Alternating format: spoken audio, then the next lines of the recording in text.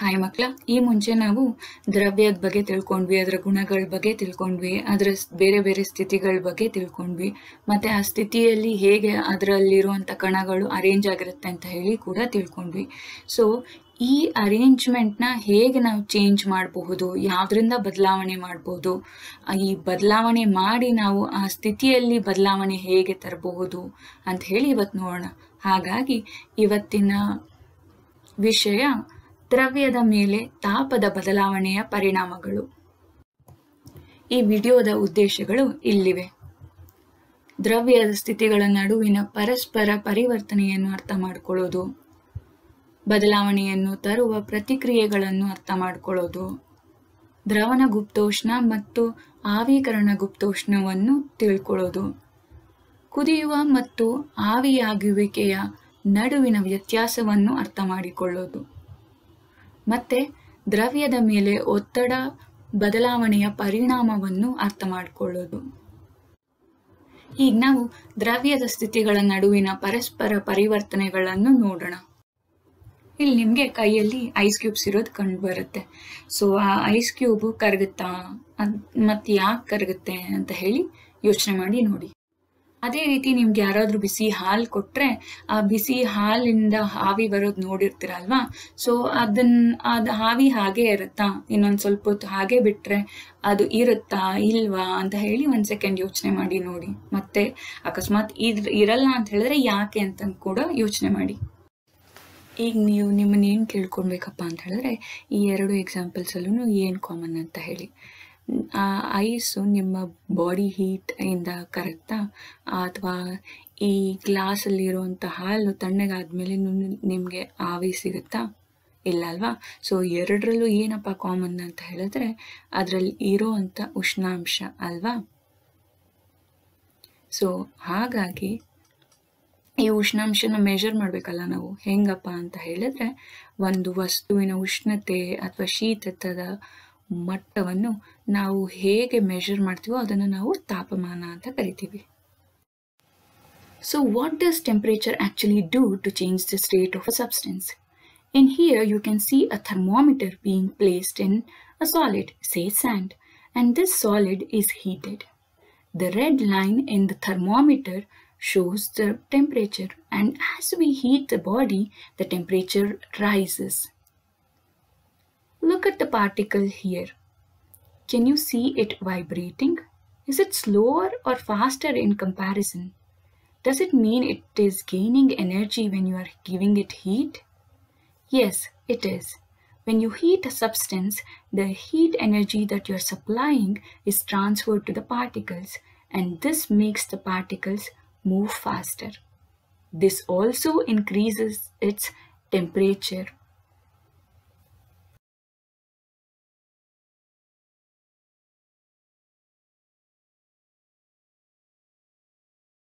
ಮುಂದೆ ಹೋಗೋಕ್ಕಿಂತ ಮುಂಚೆ ಚಲನಶಕ್ತಿ ಅಂದರೆ ಏನು ಅಂತ ತಿಳ್ಕೊಳ್ಳೋಣ.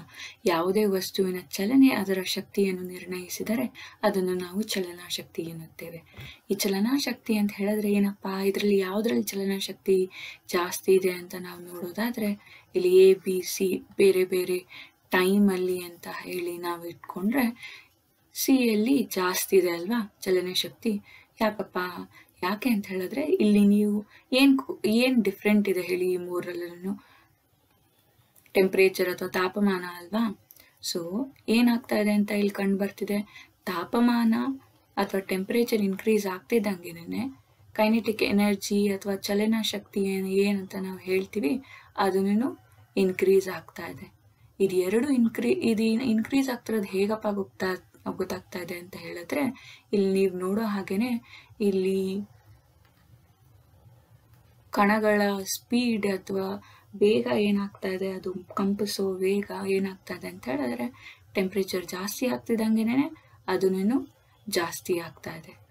ಸೊ ತಾಪಮಾನ ಅಥವಾ ಶಾಖ ನಾವು ಕೊಡೋದು ಏನಪ್ಪ ಮಾಡ್ತಾ ಇದೆ ಅಂತ ಹೇಳಿದ್ರೆ, ನಾವು ಎನರ್ಜಿ ನಾವು ಕೊಡ್ತಿದ್ದಂಗೆನೆ ಆ ಎನರ್ಜಿ ಏನಾಗ್ತಾ ಇದೆ ಅಂತ ಹೇಳಿದ್ರೆ, ಈ ಕಣಗಳ ಚಲನೆಯನ್ನು ಇನ್ಕ್ರೀಸ್ ಮಾಡ್ತಾ ಇದೆ.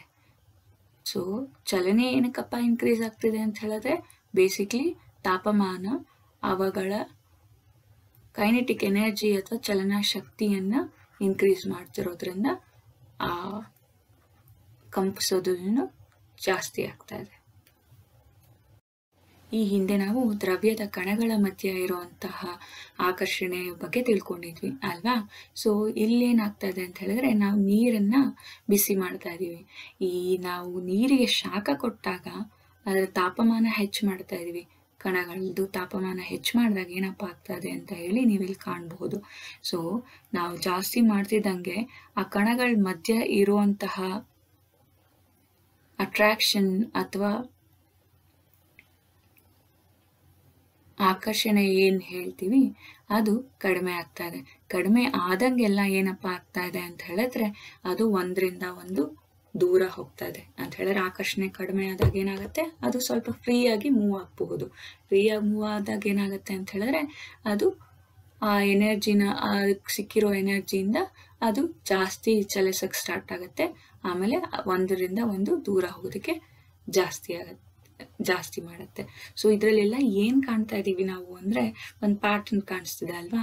ಏನಕ್ಕೆ ಸ್ಟೇಟ್ ಚೇಂಜ್ ಅಥವಾ ಯಾಕೆ ಸ್ಥಿತಿ ಚೇಂಜ್ ಆಗ್ತಾ ಇದೆ ಅಂತ ಹೇಳಿ ಕಂಡು ಬರ್ತಾ ಇದೆ ಅಲ್ವಾ. ಇಲ್ಲಿ ನೀವು ಘನ, ದ್ರವ ಮತ್ತೆ ಅನಿಲದಲ್ಲಿರುವಂತ ಕಣಗಳ ಬಗ್ಗೆ ಕಾಣಬಹುದು. ಸೊ ಏನಪ್ಪ ಗುಣಗಳು ನೋಡೋಣ. ಸೊ ಚಲನಶಕ್ತಿ ಏನಪ್ಪ ಆಗಿದೆ ಸಾಲಿಡ್ಸ್ ಅಲ್ಲಿ ಅಂತ ಹೇಳಿ ನೋಡೋಣ, ಅಥವಾ ಘನದಲ್ಲಿ ಅಂತ ನೋಡೋಣ. ಸೊ ಚಲನಶಕ್ತಿ ಘನದ ಕಣಗಳಲ್ಲಿ ಕಡಿಮೆ ಇರುತ್ತೆ. ಸೊ ಹಾಗಾಗಿ ಹೇಗ್ ಮೂವ್ ಆಗ್ತಿದೆ ಅಂತ ಹೇಳಿ ನೀವು ನೋಡ್ಬೋದು. ನಾವು ಆಗ್ಲೇ ತಿಳ್ಕೊಂಡಿರೋಂಗೆ ಅದರದೇ ಒಂದು ಜಾಗ ಅಂತ ಇರುತ್ತೆ, ಆ ಜಾಗದಲ್ಲಿ ಅದು ಕಂಪಿಸುತ್ತೆ. ಸೊ ವ್ಯವಸ್ಥೆ ಹೇಗಿದೆ, ಸಾಂದ್ರವಾಗಿದೆ ಅಲ್ವಾ. ಯಾಕಪ್ಪ ಅಂದ್ರೆ ಅದಕ್ಕೆ ಎನರ್ಜಿ ಜಾಸ್ತಿ ಇಲ್ಲ ಮತ್ತೆ ಅಟ್ರಾಕ್ಷನ್ ಜಾಸ್ತಿ ಇದೆ ಒಂದರ ಮಧ್ಯೆ ಇನ್ನೊಂದಕ್ಕೆ. ಸೊ ಹಾಗಾಗಿ ಸಾಂದ್ರವಾಗಿ ಅರೇಂಜ್ ಆಗಿದೆ. ಆಮೇಲೆ ಕಣಗಳ ಚಲನೆ ಜಾಸ್ತಿ ಜೋರಿಲ್ಲ, ಸ್ಥಿರ ಜಾಗದಲ್ಲೇನೆ ಕಂಪಿಸ್ತಾ ಇದೆ. ಇದಕ್ಕೆ ನಾವು ಹೀಟ್ ಕೊಟ್ಟಾಗ ಏನಪ್ಪ ಆಗುತ್ತೆ ಅಂದ್ರೆ, ಅದರ ಚಲನಶಕ್ತಿ ಜಾಸ್ತಿ ಆಗತ್ತೆ. ಚಲನಶಕ್ತಿ ಜಾಸ್ತಿ ಆದಾಗ ಏನಪ್ಪ ಆಗತ್ತೆ ಅಂತ ಹೇಳಿದ್ರೆ, ಒಂದ್ರ ಮಧ್ಯೆ ಇನ್ನೊಂದಕ್ಕೆ ಇರುವಂತಹ ಅಟ್ರಾಕ್ಷನ್ ಕಡಿಮೆ ಆಗತ್ತೆ. ಸೊ ಕಡಿಮೆ ಆದಾಗ ಏನಪ್ಪ ಆಗತ್ತೆ ಅಂತ ಹೇಳಿದ್ರೆ, ಚಲನಶಕ್ತಿ ಕೊಟ್ವಿ. ಸೊ ಇಲ್ಲಿ ನೀವು ನೋಡೋ ಹಾಗೆ ಸಡಿಲ ಆಗ್ತಾ ಇದೆ ಪಾರ್ಟಿಕಲ್ಸ್ದು ಅರೇಂಜ್ಮೆಂಟ್. ಅದಾದ್ಮೇಲೆ ಏನಪ್ಪ ಆಗತ್ತೆ ಅಂತ ಹೇಳಿದ್ರೆ, ಹಾಗಾಗಿ ಅಟ್ರಾಕ್ಷನ್ ಸ್ವಲ್ಪ ಕಡಿಮೆ ಆಗಿರೋದ್ರಿಂದ ಏನಾಗತ್ತೆ ಅಂದ್ರೆ, ಅದು ಸ್ವಲ್ಪ ವೇಗವಾಗಿ ಚಲಿಸಕ್ಕೆ ಸ್ಟಾರ್ಟ್ ಆಗುತ್ತೆ. ನಾವು ಇದಕ್ಕೂ ಇಂಚೂರು ಹೀಟ್ ಕೊಟ್ವಿ, ಇದಕ್ಕೂ ಇಂಚೂರು ಶಾಖ ಕೊಟ್ಟಾಗ ಅದ್ರ ಚಲನಶಕ್ತಿನ ಇನ್ನ ಸ್ವಲ್ಪ ಜಾಸ್ತಿ ಮಾಡ್ತಾ ಇದೀವಿ. ಸೊ ಚಲನಶಕ್ತಿ ಏನ್ ಮಾಡಿದ್ವಿ, ಜಾಸ್ತಿ ಮಾಡಿದ್ವಿ. ಸೊ ಇವಾಗ ಹೆಂಗಾಗಿದೆ, ಇದು ಫುಲ್ ಸಡಿಲ ಆಗಿದೆ ಅಲ್ವಾ. ಅಂದ್ರೆ ಅರೇಂಜ್ಮೆಂಟ್ ಫುಲ್ ಸಡಿಲ ಆಗಿದೆ. ಏನಕ್ಕೆ ಅಂತ ಹೇಳಿದ್ರೆ, ಅದಕ್ಕೆ ಜಾಸ್ತಿ ಎನರ್ಜಿ ಇದೆ. ಸೊ ಅವಾಗ ಏನಾಗತ್ತಪ್ಪ ಅದು ಅಂದ್ರೆ, ಅತಿ ವೇಗವಾಗಿ ಚಲಿಸುತ್ತೆ. ಈಗಾಗ್ಲೇ ನಾವು ಕಲ್ತಿದೀವಿ ಏನಂತ, ದ್ರವ್ಯದ ಸ್ಥಿತಿಯಲ್ಲಿ ಆಗುವ ಬದಲಾವಣೆ ಒಂದು ಭೌತಿಕ ಬದಲಾವಣೆ ಅಂತ ಹೇಳಿ ನಾವು ಈಗಾಗ್ಲೇ ನೋಡಿದ್ವಿ. ಏನಕ್ಕೆ ಅಂತ ಹೇಳಿದ್ರೆ, ಇಲ್ಲಿ ನೀವು ನೋಡೋ ಹಾಗೆ ಘನ ಆಗಿರ್ಬೋದು, ದ್ರವ ಆಗಿರ್ಬೋದು, ಅಥವಾ ಅನಿಲ ಆಗಿರ್ಬಹುದು. ಸೊ ಇದೆಲ್ಲದನ್ನು ಒಂದೇ ವಸ್ತುವಿನ ಬೇರೆ ಬೇರೆ ಸ್ಥಿತಿ ಅಂತ ನಾವು ಅನ್ಕೊಂಡ್ರೆ, ಇಲ್ಲಿ ನೀವು ನೋಡೋ ಹಾಗೆ ಕಣದಲ್ಲಿ ಒಂಚೂರು ಬದಲಾವಣೆ ಆಗಿಲ್ಲ.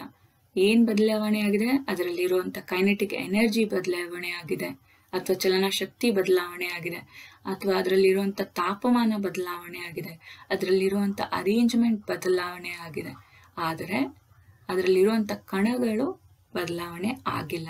ಸೊ ಈ ಕಣಗಳು ಹಾಗೇ ಉಳಿದಿರೋದ್ರಿಂದ ನಾವೇನಪ್ಪ ಹೇಳ್ಬೋದು ಅಂದ್ರೆ, ಇದೊಂದು ಭೌತಿಕ ಬದಲಾವಣೆ ಅಂತ ಹೇಳ್ಬಹುದು.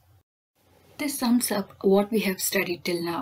The variation in kinetic energy bringing about change in arrangement and movement of particles in a substance decides its state. ಇಲ್ಲಿ ನೀವು ತಾಪಮಾನದ ಬಗ್ಗೆ ನೋಡಬಹುದು ಅಂತ ಹೇಳಿದ್ರೆ, ಅಂದ್ರೆ ನಿಮ್ಗೆ ಒಂದು ಬೇಸಿಕ್ ಐಡಿಯಾ ಕೊಡ್ಲಿಕ್ಕೆ ಇಲ್ಲಿ ನಿಮ್ಗೆ ಉದಾಹರಣೆಗಳು ಇದೆ. ಎಷ್ಟು ತಾಪಮಾನ ಅಂದ್ರೆ ಒಂದು ಇಮ್ಯಾಜಿನ್ ಮಾಡ್ಕೊಳಕ್ ಎಷ್ಟಿರಬಹುದಪ್ಪ ಅಂದ್ರೆ, ನೀವು ಕೆಲವೊಂದು ಎಕ್ಸಾಂಪಲ್ಸ್ ಇಲ್ಲಿ ಲೆಫ್ಟ್ ಸೈಡ್ ಅಲ್ಲಿ ನೋಡಬಹುದು. ಮತ್ತೆ ನೀವು ಈಗಾಗ್ಲೇ ನೀವು ಕಲ್ತಿದ್ದೀರಾ ಏನಪ್ಪಾ ಅಂದ್ರೆ, ಸೆಲ್ಸಿಯಸ್ ಬಗ್ಗೆ ಮತ್ತೆ ಫ್ಯಾರನ್ಹೀಟ್ ಬಗ್ಗೆ, ಕೆಲ್ವಿನ್ ಬಗ್ಗೆ. ಈ ಮೂರುನು ಏನಪ್ಪಾ ಅಂದ್ರೆ ಯೂನಿಟ್ಸ್ಗಳು. ಏನನ್ನ ಮೆಷರ್ ಮಾಡ್ಲಿಕ್ಕಪ್ಪ ಅಂದ್ರೆ ತಾಪಮಾನನ ಮೆಷರ್ ಮಾಡ್ಲಿಕ್ಕೆ. ಸೊ ಇಲ್ಲಿ ನೀವು ನೋಡಿದ್ರೆ ಇಲ್ಲ 100°C ಅಂತ ಹೇಳಿದ್ರೆ 212°F ಅಥವಾ 373.15 ಕೆಲ್ವಿನ್ ಅಂತ ಹೇಳಬಹುದು. ನೀವು ಹೋದ್ರೆ ಹುಷಾರಿಲ್ಲ ಅಂತ ಹೋದ್ರೆ ನಿಮಗೆ ಥರ್ಮೋಮೀಟರಲ್ಲಿ ಟೆಂಪ್ರೇಚರ್ ಚೆಕ್ ಮಾಡ್ತಾರಲ್ವಾ, ಸೊ ಅವಾಗ ಏನರಲ್ಲಿ ಹೇಳ್ತಿರ್ತಾರೆ ನಿಮಗೆ ಇವು 100 ಡಿಗ್ರೀಸ್ ಅಂತ ಇದ್ರೆ ಏನಕ್ಕೆ ರೆಫರ್ ಮಾಡ್ತಾರೆ ಅವರು? ಫ್ಯಾರನ್ಹೀಟ್ಗೆ ರೆಫರ್ ಮಾಡ್ತಾ ಇರ್ತಾರೆ. ಸೊ ಹೀಗಾಗಿ ನಮಗೆ ಬೇರೆ ಬೇರೆ ಯೂನಿಟ್ಸ್ಗಳ ಅವಶ್ಯಕತೆ ಇದೆ, ಸೊ ನಾವು ಯೂಸ್ ಮಾಡ್ತೀವಿ. ಆದರೆ ಕೆಲ್ವಿನ್ ಏನಪ್ಪ ಅಂತ ಹೇಳಿದ್ರೆ ಕೆಲ್ವಿನ್ದು ಸ್ಟ್ಯಾಂಡರ್ಡ್ ಯೂನಿಟ್ ಆಗಿ ನಾವು ಯೂಸ್ ಮಾಡ್ತೀವಿ. ಸೊ ಅದ್ರ ಬಗ್ಗೆ ಇನ್ನೊಂದು ಚೂರು ಹೇಳ್ಕೊಡ್ತೀನಿ ನಿಮಗೆ. ಸೊ ಕೆಲ್ವಿನ್ ಏನಂದರೆ ನೀವು ಸೆಲ್ಸಿಯಸ್ಸಲ್ಲಿ ಎಷ್ಟು ಟೆಂಪ್ರೇಚರ್ ಇಲ್ಲದೆ ಅದಕ್ಕೆ ನೀವು 273 ಆ್ಯಡ್ ಮಾಡಿದ್ರೆ ನಿಮ್ಗೆ ಏನು ಬರುತ್ತೆ ಅದು ನಿಮಗೆ ಕೆಲ್ವಿನ್ ಅಂತ ಕರಿತೀವಿ. ಒಂದು ಎಕ್ಸಾಂಪಲ್ಲು 0°C ನೀವು ಕನ್ವರ್ಟ್ ಮಾಡಬೇಕು ಕೆಲ್ವಿನ್ಗೆ ಅಂದರೆ 273 ಆ್ಯಡ್ ಮಾಡಿದ್ರೆ ನಿಮಗೆ 273 ಕೆಲ್ವಿನ್ ಬರುತ್ತೆ. ಅದೇ ರೀತಿಯಲ್ಲಿ ನೀವು ಯಾವುದೇ ಟೆಂಪರೇಚರ್ ಸೆಲ್ಸಿಯಸ್ಸಲ್ಲಿದ್ದರೆ ಅದನ್ನು ಕೆಲ್ವಿನ್ಗೆ ಕನ್ವರ್ಟ್ ಮಾಡ್ಕೊಳ್ಬಹುದು. ಈಗ ನಾವು ಘನೀಕರಣದ ಬಗ್ಗೆ ತಿಳ್ಕೊಳ್ಳೋಣ. ಇಲ್ಲಿರೋ ನೀರಿನ ಕಣಗಳನ್ನ ನಾವು ಸ್ವಲ್ಪ ಗಮನಿಸೋಣ. ಈಗ ನಾನು ಇದರ ತಾಪಮಾನನ ಕಡಿಮೆ ಮಾಡ್ತಿದ್ದಂಗೆ ಏನು ಅನಿಸ್ತಾ ಇದೆ ನಿಮಗೆ? ಸ್ವಲ್ಪ ನಿಧಾನಕ್ಕೆ ಮೂವ್ ಮಾಡ್ದಂಗೆ ಅನಿಸ್ತಾ ಇದೆಯಾ, ಹತ್ತಿರ ಬಂದಂಗೆ ಅನಿಸ್ತಾ ಇದೆಯಾ, ಅಥವಾ ಸ್ಥಿತಿ ಏನಾದರೂ ಬದಲಾವಣೆ ಆಗ್ತಿದೆ ಅಂತ ಅನಿಸ್ತಿದೆಯಾ? ಈಗ ಸುತ್ತಮುತ್ತಿನ ಟೆಂಪ್ರೇಚರ್ 25 ಡಿಗ್ರೀಸ್ ಇದೆ ಅಂತ ಹೇಳಿದ್ರೆ 298 ಕೆಲ್ವಿನ್ ಇದೆ ಅಂತ ಹೇಳಿ ಅರ್ಥ. ಅವಾಗ ಏನಾಗುತ್ತೆ ಅಂತ ಹೇಳಿದ್ರೆ ಪಾರ್ಟಿಕಲ್ಸ್ಗೆ ಎಷ್ಟು ಎನರ್ಜಿ ಇರುತ್ತೆ ಅಂತ ಹೇಳಿದ್ರೆ ಅದು ನೀರಿನ ಸ್ಥಿತಿಯಲ್ಲಿರುವಷ್ಟು ಇರುತ್ತೆ. ಆಮೇಲೆ ಆ ಟೆಂಪ್ರೇಚರ್ನ ನಾವು 0°C ಅಥವಾ 273 ಕೆಲ್ವಿನ್ ಮಾಡಿದಾಗ ಅದು ಹತ್ತಿರ ಬರೋಕ್ಕೆ ಸ್ಟಾರ್ಟ್ ಆಗುತ್ತೆ, ಘನೀಕರಣ ಆಗೋಕ್ಕೆ ಸ್ಟಾರ್ಟ್ ಆಗುತ್ತೆ. ಆಗ ನಮಗೆ ಐಸ್ ದೊರಕುತ್ತೆ. ಸೊ ಅದು ದ್ರವ ಸ್ಥಿತಿಯಿಂದ ಘನ ಸ್ಥಿತಿಗೆ ಬಂದಂಗೆ ಆಯ್ತಲ್ವಾ? ಸೊ ಇದನ್ನು ನಾವು ಘನೀಕರಣ ಅಂತ ಹೇಳ್ತೀವಿ ಅಥವಾ ಫ್ರೀಸಿಂಗ್ ಅಂತ ಹೇಳಿ ಕೂಡ ಕರಿತೀವಿ. 0°C ನೀರು ಐಸ್ ಆಗಿರೋದ್ರಿಂದ ನಾವು ಅದನ್ನು ಘನೀಕರಣ ಬಿಂದು ಅಂತ ಹೇಳಿ ಕೂಡ ಕರೀಬಹುದು. ಪ್ರತಿಯೊಂದು ದ್ರವಕ್ಕೂ ಅದರದೇ ಆದ ಘನೀಕರಣ ಬಿಂದು ಅಂತ ಏನು ಹೇಳ್ತೀವಿ ಅಥವಾ ಫ್ರೀಸಿಂಗ್ ಪಾಯಿಂಟ್ ಇರುತ್ತೆ. ಏಕೆಂದರೆ ಅದು ಕಣಗಳ ಮಧ್ಯ ಇರುವಂತಹ ಆಕರ್ಷಣೆ ಮೇಲೆ ಡಿಪೆಂಡ್ ಆಗುತ್ತೆ. ಇಲ್ಲಿ ಕೆಲವು ದ್ರವಗಳ ಘನೀಕರಣ ಬಿಂದುವನ್ನು ನೋಡಬಹುದು. ಈಗ ನಾವು ದ್ರಾವಣದ ಬಗ್ಗೆ ತಿಳ್ಕೊಳ್ಳೋಣ. ಈಗ ನಾವು ಕರಗುವಿಕೆ ಅಥವಾ ದ್ರವಣದ ಬಗ್ಗೆ ಕಲಿಯೋಣ. ಸೊ ಆಗ ನಾವು ಏನು ಮಾಡಬೇಕು ಅಂತ ಹೇಳಿದ್ರೆ ಐಸಿಗೆ ಶಾಖ ಕೊಟ್ಟಾಗ ಅದರ ಕಣಗಳು ಮುಂಚೆ ಅಲ್ಲೇ ಕಂಪಿಸೋಕ್ಕೆ ಸ್ಟಾರ್ಟ್ ಆಗುತ್ತೆ ಅದೇ ಸ್ಥಿತಿಯಲ್ಲಿ. ಆಮೇಲೆ ಗ್ರ್ಯಾಜುಯಲಿ ಸ್ವಲ್ಪ ಎನರ್ಜಿ ಜಾಸ್ತಿ ಆಗ್ತಿದ್ದಂಗೆ ಅದಕ್ಕೆ ಎನಫ್ ಎನರ್ಜಿ ಸಿಕ್ಕಿ ಅದು ಆ ಪೊಸಿಷನಿಂದ ಸ್ವಲ್ಪ ಮೂವ್ ಆಗೋಕ್ಕೆ ಸ್ಟಾರ್ಟ್ ಆಗಿ ಒಂದು ಪಾಯಿಂಟಲ್ಲಿ ಹೊರಗೆ ಅದರಿಂದ ಬರುತ್ತೆ. ಹೊರಗೆ ಬಂದಾಗ ಏನಾಗುತ್ತೆ ಅಂತ ಹೇಳಿ ನೀವಿಲ್ಲಿ ನೋಡ್ಬೋದು. ಅದು ದ್ರವ ಸ್ಥಿತಿಗೆ ಬರುತ್ತೆ ಅಥವಾ ಲಿಕ್ವಿಡ್ ಸ್ಟೇಟ್ಗೆ ಬರುತ್ತೆ. ಯಾವ ಪಾಯಿಂಟಲ್ಲಿ ಅದು ಮೆಲ್ಟ್ ಆಗುತ್ತೋ ಅದನ್ನು ಮೆಲ್ಟಿಂಗ್ ಪಾಯಿಂಟ್ ಅಥವಾ ದ್ರವಣ ಬಿಂದು ಅಂತ ಹೇಳ್ತೀವಿ. ಅದು 0°C. ಸೊ ಪ್ರತಿಯೊಂದು ಘನಕ್ಕೂ ಅದರದೇ ಆದ ಮೆಲ್ಟಿಂಗ್ ಪಾಯಿಂಟ್ ಅಥವಾ ದ್ರವಣ ಬಿಂದು ಯುನೀಕ್ ಆಗಿ ಇರುತ್ತೆ. ಅದು ವಸ್ತುವಿನ ಕಣಗಳ ಮಧ್ಯೆ ಇರೋ ಅಟ್ರಾಕ್ಷನ್ ಮೇಲೆ ಡಿಪೆಂಡ್ ಆಗುತ್ತೆ. ಇಲ್ಲಿ ಕೆಲವು ದ್ರವಣ ಬಿಂದುಗಳಿದೆ ಬೇರೆ ಬೇರೆ ವಸ್ತುವಿಂದು ಚೆಕ್ ಮಾಡ್ಕೊಳ್ಳಿ. ಅಲ್ಯೂಮಿನಿಯಂಗೆ 932 ಕೆಲ್ವಿನ್ ಇದೆ, ಮತ್ತು ಚಿನ್ನಕ್ಕೆ 1336 ಇದೆ ಕೆಲ್ವಿನ್. ಸೊ ಹಾಗೆ ಮತ್ತಿನ್ನೊಂದ್ಸತಿ ಹೇಳೋದೇನಪ್ಪ ಅಂತ ಹೇಳಿದ್ರೆ ಏನಕ್ಕೆ ಬೇರೆ ಬೇರೆ ಇದೆ ಅಂತ ಹೇಳಿದ್ರೆ ಅಗೇನ್ ಕಣಗಳ ಮಧ್ಯ ಇರುವಂಥ ಅಟ್ರಾಕ್ಷನ್ ಅಥವಾ ಆಕರ್ಷಣೆಯಿಂದ ಎಷ್ಟರ ಮಟ್ಟಿಗೆ ಆಕರ್ಷಣೆ ಇರುತ್ತೆ ಅದರ ಮೇಲೆ ದ್ರವಣ ಬಿಂದು ಡಿಪೆಂಡ್ ಆಗುತ್ತೆ. ಈಗ ನಾವು ದ್ರವಣ ಗುಪ್ತೋಷ್ಣದ ಬಗ್ಗೆ ನೋಡೋಣ. ಇಲ್ಲಿ ನಿಮಗೆ ಒಂದು ಬೀಕರ್ ವಿತ್ ಐಸ್ ಕಾಣಿಸ್ತಾ ಇದೆ. ಇದಕ್ಕೆ ನೀವು ಶಾಖ ಜಾಸ್ತಿ ಕೊಟ್ಟಂಗೆಲ್ಲ ಅದರ ತಾಪಮಾನ ಜಾಸ್ತಿ ಆಗುತ್ತೆ. ತಾಪಮಾನ 0°C ಹೋದಾಗ್ಲೇನೆ ಐಸ್ ಕರಗಕ್ಕೆ ಸ್ಟಾರ್ಟ್ ಆಗೋದು. ಸೊ ಹಾಗಾಗಿ ಐಸ್ದು ದ್ರವಣ ಬಿಂದು 0°C ಅಂತ ಹೇಳ್ಬಹುದು. ಮತ್ತು ಇನ್ನೊಂದು ಏನಪ್ಪ ಗಮನಿಸ್ಬೇಕು ನೀವು ಅಂತ ಹೇಳಿದ್ರೆ ಇಲ್ಲಿ 0°C ಬಂದ ತಕ್ಷಣ ಟೆಂಪ್ರೇಚರ್ ನಿಲ್ಬಿಡುತ್ತೆ. ಟೆಂಪ್ರೇಚರ್ ಎಲ್ಲಿವರೆಗೂ ನಿಲ್ಲುತ್ತೆ ಅಂದರೆ ಇಲ್ಲಿರುವಂಥ ಐಸ್ ಪೀಸ್ಗಳೆಲ್ಲ ಕರಗೋವರೆಗೂ 0 ಡಿಗ್ರಿ ಸೆಲ್ಸಿಯಸ್ಸೇ ಇರುತ್ತೆ. ಇದ್ರ ಟೆಂಪ್ರೇಚರ್ ಜಾಸ್ತಿ ಆಗೋದು ಇಲ್ಲಿರುವಂಥ ಐಸ್ ಎಲ್ಲ ಪೂರ್ತಿ ಕರಗಿದ ಮೇಲೇನೆ. ಇಲ್ಲಿ ನೀವು ದ್ರವನ ಗುಪ್ತೋಷ್ಣದ ಬಗ್ಗೆ ತಿಳ್ಕೊಳ್ಬಹುದು. ಅಂತ ಹೇಳಿದ್ರೆ ಏನು, ಒಂದು ಎಕ್ಸಾಂಪಲ್ ಇಲ್ಲಿ ನಾವು ಐಸ್ ತಗೊಂಡಿದ್ದೀವಲ್ವ, ಅದಕ್ಕೆ ಐಸ್ ಬಗ್ಗೆ ನೋಡೋಣ. 1 kg ಐಸ್ನ ನೀವು ನೀರು ಮಾಡೋದಕ್ಕೆ 0 ಡಿಗ್ರಿ ಸೆಲ್ಸಿಯಸ್ಸಲ್ಲೇ ಗಮನಿಸಿ. ಸೊ ಅದಕ್ಕೆ ಎಷ್ಟು ಶಾಖ ಬೇಕು ನಿಮಗೆ, ಅದನ್ನು ನಾವು ದ್ರವನ ಗುಪ್ತೋಷ್ಣ ಅಂತ ಹೇಳ್ತೀವಿ. So ಐಸ್ದು ದ್ರವಣ ಗುಪ್ತೋಷ್ಣ 334 kilojoule. ಸೊ ದ್ರವಣ ಗುಪ್ತೋಷ್ಣವು 1 kg ಘನ ವಸ್ತುವನ್ನು ಅದರ ದ್ರವಣ ಬಿಂದುವಿನಲ್ಲಿ ಘನ ಸ್ಥಿತಿಯಿಂದ ದ್ರವ ಸ್ಥಿತಿಗೆ ಬದಲಾಯಿಸಲು ಬೇಕಾದ ಉಷ್ಣ ಶಕ್ತಿಯಾಗಿದೆ. ಈಗ ನಾವು ಕುದಿಯುವಿಕೆ ಬಗ್ಗೆ ತಿಳ್ಕೊಳ್ಳೋಣ.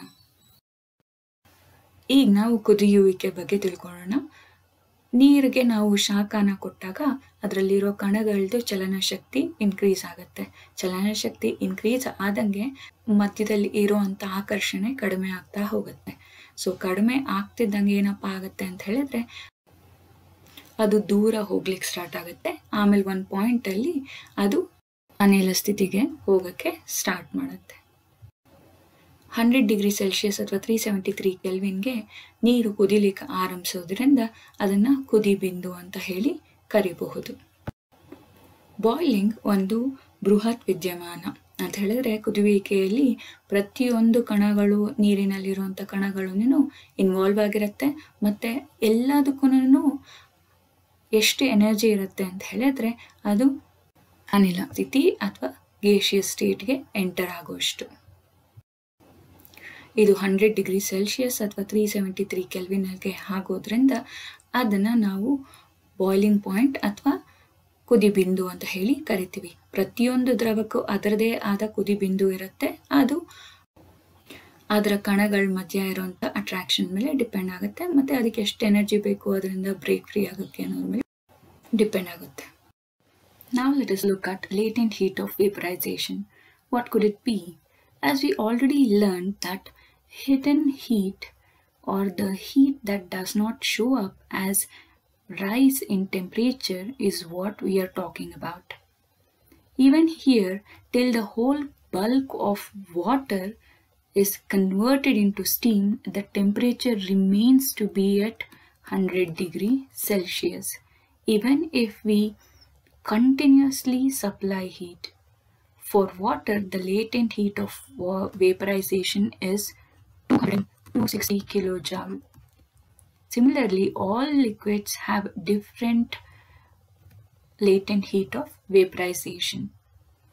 Latent heat of vaporization of any liquid is the amount of heat required to convert 1 kg of that particular liquid into gas at atmospheric pressure at its boiling point.